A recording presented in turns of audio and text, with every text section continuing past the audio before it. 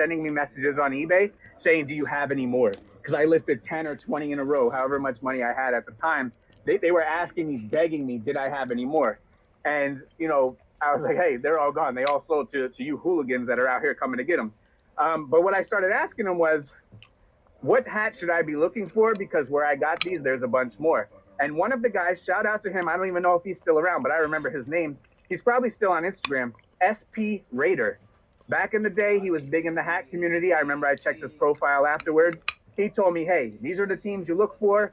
These are the patterns you look for. So what did I do? I went out to the flea market. I looked for him, and I gave that guy a great deal because he schooled me.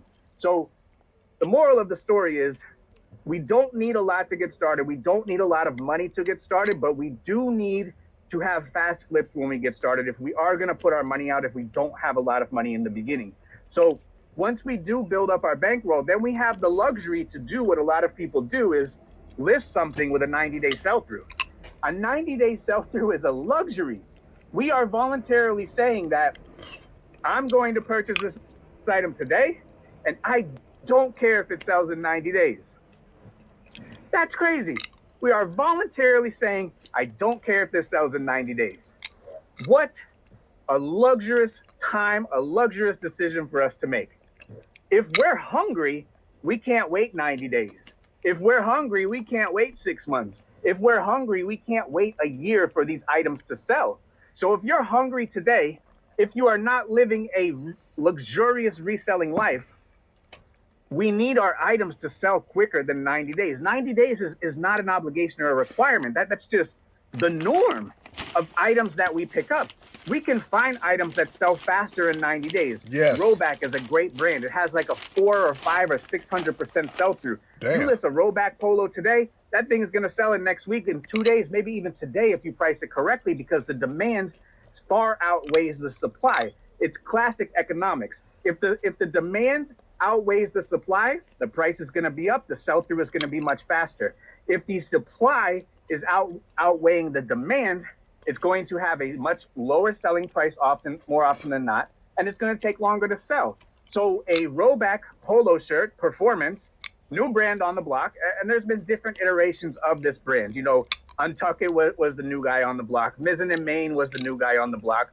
Peter Millar was the new guy on the block. Right now, it's Rhoback and a bunch of other golf brands that are similar to it. And the other day in the group on Thursday, I spent 55 minutes and I showed everybody how to find new brands. In 55 minutes, I found 18 brands that all sell for a $20 to a $40 plus profit and all had well over 100% sell-through. I did that in 55 minutes. We expanded our Rolodex, 18 brands in 55 minutes that have a 100, 200, 500, 1,000% sell-through. It only took 55 minutes, and every single one of you could be doing that. And if we're not doing that, again, we are living a luxurious reselling life. How many resellers are flaunting their reseller wealth? Are you flaunting your reseller wealth? What are ways that people flaunt their reseller wealth? I'll give you a good one. If you have a death pile, you are flaunting your reseller wealth. If you have capital that you have spent that is not making you more money today because it's not listed, you are flaunting your reseller wealth. Yep. If you are not a consistent lister, but you are a consistent shopper, you are flaunting your reselling wealth. If you are waiting 1 year for items to sell because you're making bad buying decisions because you don't want to do the research, you are flaunting your reseller wealth. So number one, first and foremost, the reason why most people go out of business is because they are not disciplined enough to get their work done and get their listings up on a daily basis. But we've never heard anybody that says, hey, I'm inconsistent when going to the thrift store. Nobody has a problem going to the thrift store. I've never met them. If you have a problem inconsistently going to the thrift store, please send me a message. I would love to talk to you. But odds are we are inconsistent with our listing. We're inconsistent with our photos. We're inconsistent with the mechanics of the business that we need to make this business work. But we are not inconsistent with going to the thrift store, going to the flea market, going to the garage sale. If you have a 10 item a day listing goal, then you should have a 10 item a day sourcing goal. Makes sense, right? You go get 10 items, you come home, list 10, you can go back out and go get 10 more items.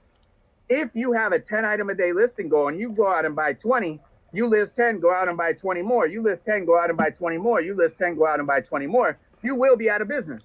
You are living a luxurious reselling life, and you are flaunting your reselling wealth, that you have so much indisposable income that you could just source for however, and we don't even have to worry about doing the work. I'm envious of you. I'm envious.